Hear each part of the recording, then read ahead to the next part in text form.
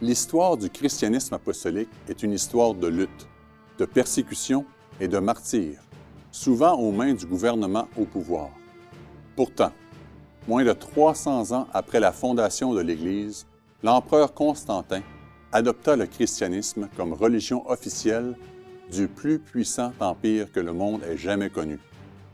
Qui était Constantin? Et pourquoi prétendait-il être chrétien?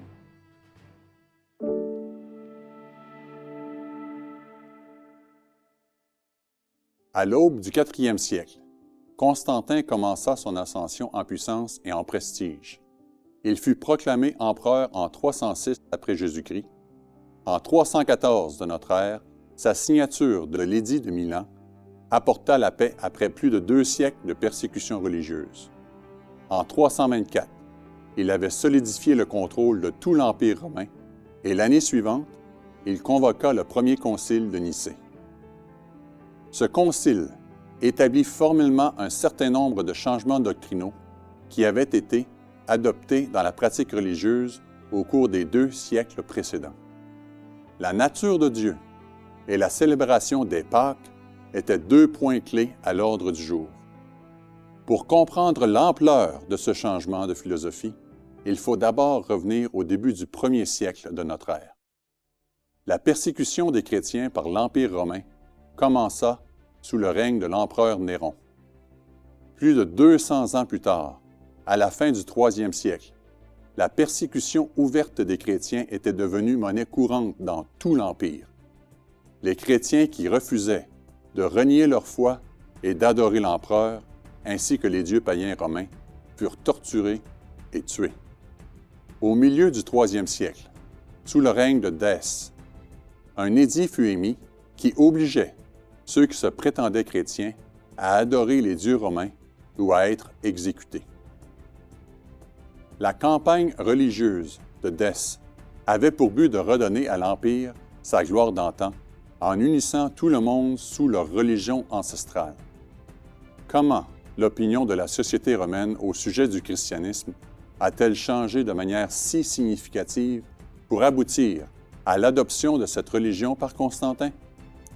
La réponse à cette question réside dans les vastes changements qui se sont produits dans les pratiques chrétiennes entre le 1er et le 4e siècle de notre ère.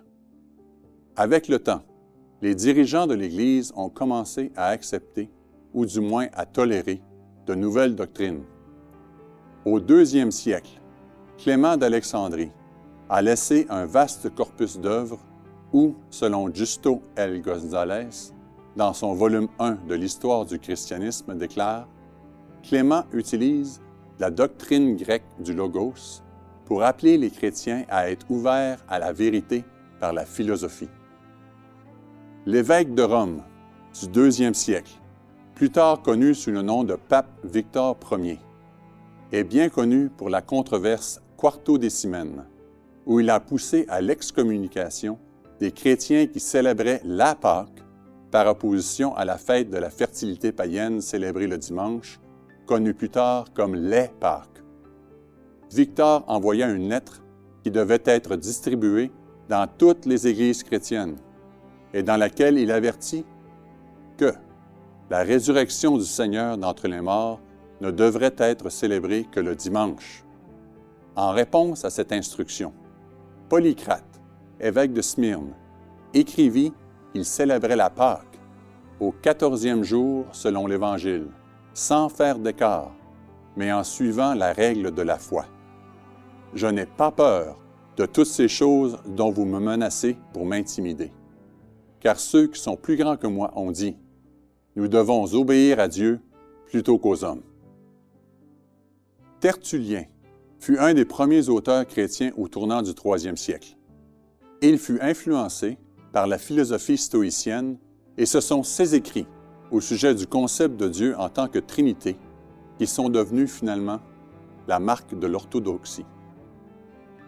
La foi chrétienne a subi une transformation dramatique en adoptant des pratiques et des coutumes païennes, comme celle de l'ancien symbole égyptien de la vie, utilisé pour représenter la croix.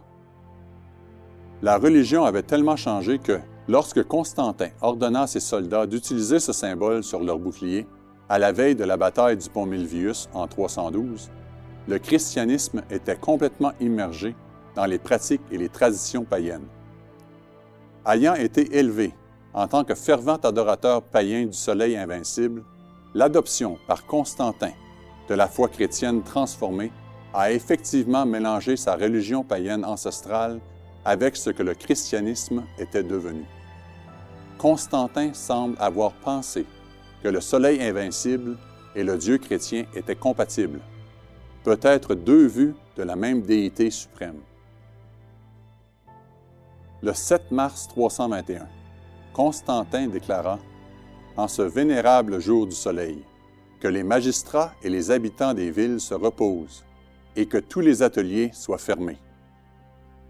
Le culte dominical, par opposition à l'observance du jour du sabbat, fut plus tard canonisé par le Concile de Laodicée en 363.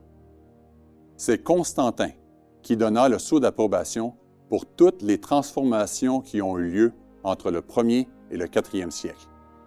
Contrairement à Dès, qui cherchait à unir l'Empire sous le paganisme, Constantin réussit à unir l'Empire sous le couvert du christianisme. Il a effectivement préparé le terrain pour toutes les fausses pratiques chrétiennes qui émanent de Rome aujourd'hui.